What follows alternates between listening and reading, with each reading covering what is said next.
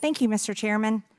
Dr. Morenz, your emails have been quite interesting. Reading them has been pretty shocking. On April 18th, 2020, you wrote an email saying, Peter Daszak emailed me and Tony, congratulating Tony on standing up for science. That email somehow fell into the hands of the congressman, probably via a FOIA of someone who didn't delete it, as I did, delete all of Peter's emails and others relating to the origin when the shit started hitting the fan. Anyway, the congressman got a copy of Peter D's emails from someone at NIH, and he now wants to get any reply Tony and I or anyone else may have sent back to Peter. Mine was erased long ago. I verified that today, and I feel pretty sure Tony's was too.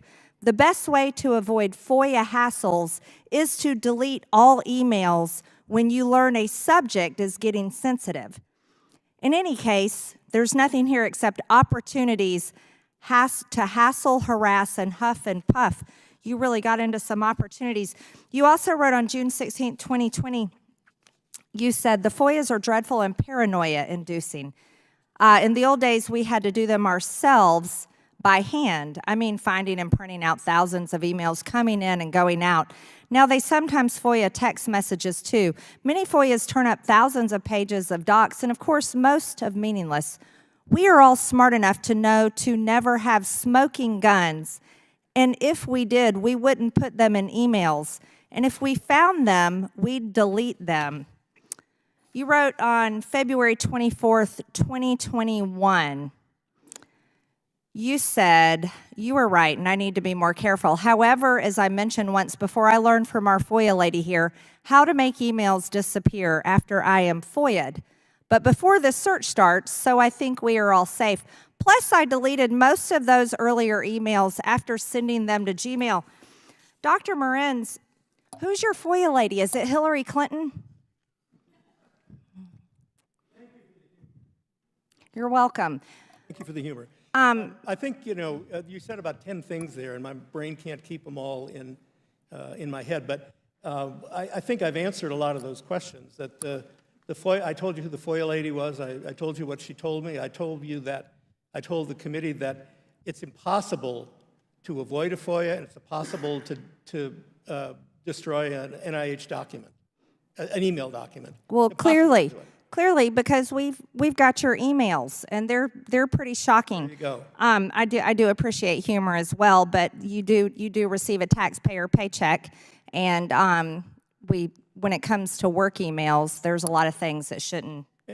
By the way, if I understood what you just said, let me just say that a lot of government emails come to my Gmail. Stuff from CDC, my paycheck. This is all related to your job, though, regardless of which email account. Like I said, Hillary Clinton had a private server as well, and she put a lot of things there, and somehow they disappeared. Dr. Morenz, you also wrote on October 5th, 2021, Peter, I just got news that the FOIA picked up an email I sent you saying that Tony commented he was brain dead. Jokingly, of course. However, Ron Johnson is all over it, and now after me.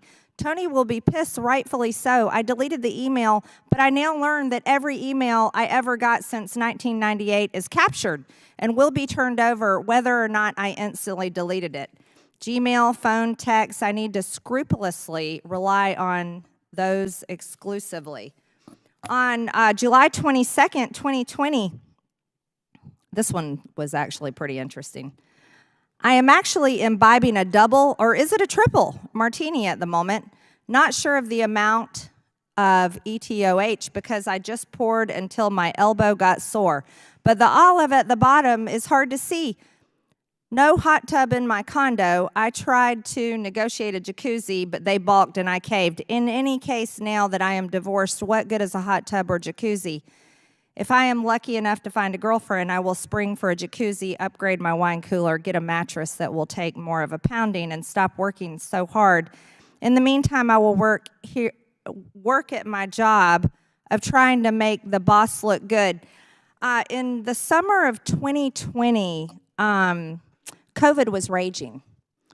And I personally believe that Peter Daszak at EcoHealth had a lot to do with the fact that COVID was raging, because experimenting on viruses that turn into basically a monster that has murdered millions and millions of people is something to take very seriously. I have one more question for you. This is where you emailed and talked about kickbacks.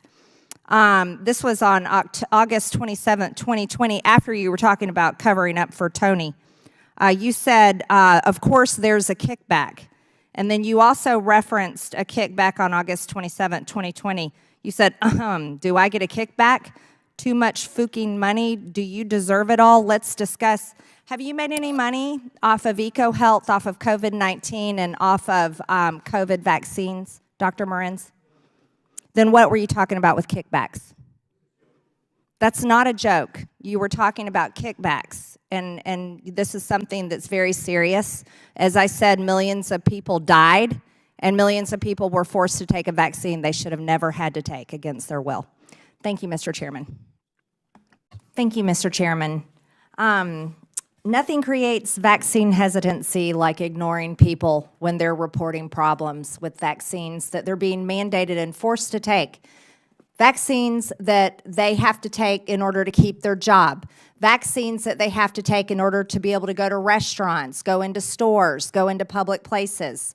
Vaccines the doctors are telling them to take, but yet when they're screaming from the rooftops, something's wrong with the vaccines, I'm telling you, that creates vaccine hesitancy.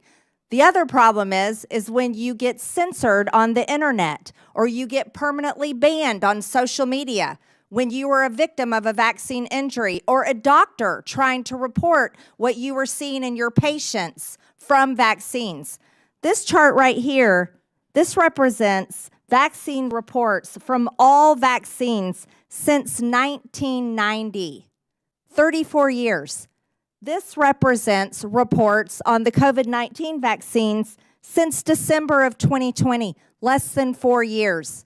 Something's wrong with the vaccines. And just because people are walking around and they've been vaccinated and they're not reporting a problem doesn't mean other people aren't having problems. And this has been virtually ignored. So much so, not only has it been ignored, it's also been censored and banned and labeled misinformation. This was a coordinated effort with the White House, the Surgeon General, the CDC, the Department of Homeland Security, CISA, Stanford, and the Virility Project. As a matter of fact, real people with real problems got censored, such as Maggie DeGaray. Maggie was a young child who developed severe symptoms and is still has a feeding tube today. She is a very sick child. That happened from the COVID vaccine. But her mother was taken off of the internet when she tried to report the problem. Can you imagine trying to report a problem with your child who's having a real vaccine injury, but yet social media takes you off? And the White House says it's okay, and Department of Homeland Security says it okay, and they label it misinformation?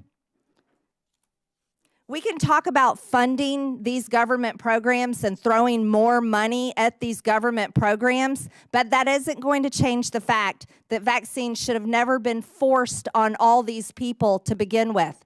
And if we want to talk about diseases like measles being transmitted among Americans, then perhaps we should talk about border security and stopping people who are unvaccinated from coming across our border and allowed to come into our country and then supporting them with taxpayer funds. I think that's a serious issue. Dr. Maldonado, you're from Stanford. I'm assuming you participated in the censorship program of so-called vaccine misinformation.